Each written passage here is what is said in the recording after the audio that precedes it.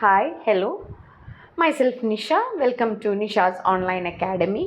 എന്താണ് ക്ലബിംഗ്, എന്താണ് set off, എന്താണ് ക്യാരി ഫോർവേഡ്? ഇൻകം ടാക്സിൻ്റെ 6th സെമിസ്റ്ററിൽ 2 പാർട്ടായിട്ടാണ് ഇൻകം ടാക്സ് പേപ്പർ കിടക്കുന്നത്.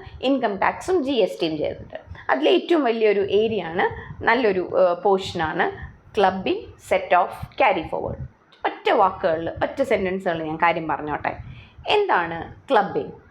വേറൊരാളുടെ ഇൻകം മറ്റൊരാളുടെ ഇൻകത്തിലേക്ക് കൊണ്ടുപോയിട്ട് ജോയിൻ ചെയ്യുന്നതിനെയാണ് നമ്മൾ എന്ത് പറയുന്നത്? ക്ലബിംഗ് എന്ന് പറയുന്നത്. അതായത് the income of another person is combined with the income of an assessee.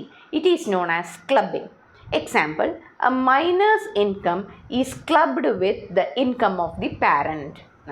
അപ്പോൾ ക്ലബിംഗ് നമ്മൾ പറയൂലേ, അതിൻ്റെ യഥാർത്ഥ മീനിങ് തന്നെ, ഇംഗ്ലീഷ് മീനിങ് ക്ലബ് ചെയ്തു എന്ന് പറഞ്ഞാൽ ഒരാളുടെ ഇൻകം മറ്റൊരാളുടെ ഇൻകത്തിലേക്ക് കൊണ്ടുവന്ന് ആഡ് ചെയ്തിട്ട് ആരുടെയിലേക്കാണോ അത് ആഡ് ചെയ്യപ്പെട്ടത് അവരെ കൊണ്ട് അതിൻ്റെ ഇൻകം ടാക്സ് അടപ്പിച്ചാൽ ആ പ്രൊസീജിയറിനെയാണ് എന്ത് പറയുന്നത്? ക്ലബിംഗ് എന്ന് പറയുന്നത്.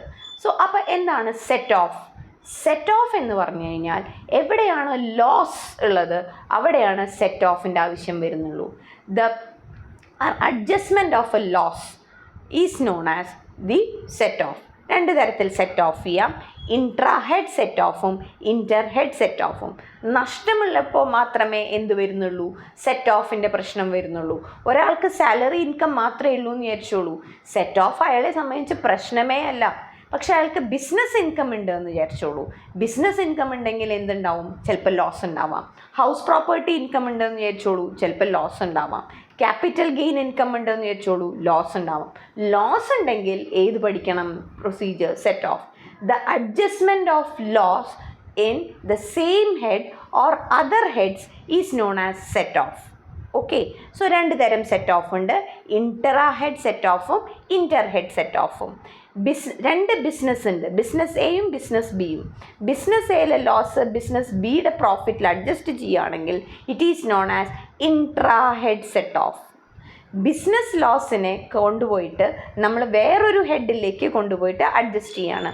ഹൗസ് പ്രോപ്പർട്ടി പ്രോഫിറ്റിലേക്ക് കൊണ്ടുപോയിട്ട് അഡ്ജസ്റ്റ് ചെയ്യുകയാണെന്ന് വിചാരിച്ചോളൂ.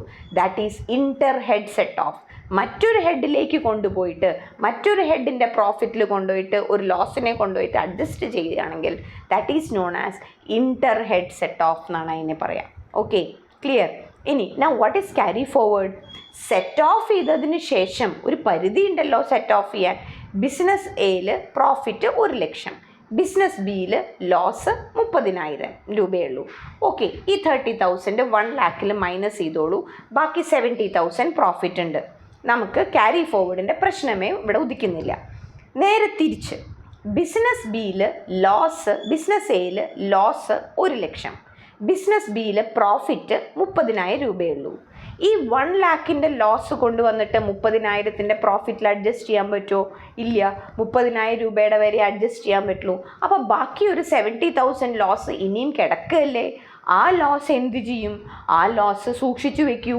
Carry forward to the next subsequent years. So if the loss is carried forward, is adjusted in the current year, and if there is a balance, that loss can be carried forward, can be adjusted to the subsequent years.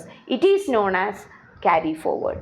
If the loss of a particular year is adjusted to the subsequent years, it is known as carry forward. അപ്പോൾ ഒറ്റ വാക്കിൽ ഞാൻ പറയട്ടെ, what is clubbing, what is set of, what is carry forward? Clubbing means adjustment of one person's income with an assessee. It is known as clubbing. If the loss of a particular assessee in a particular head is adjusted in the same head or other heads, it is known as set off. If the loss is adjusted in the subsequent years, it is known as carry forward. Okay, thank you.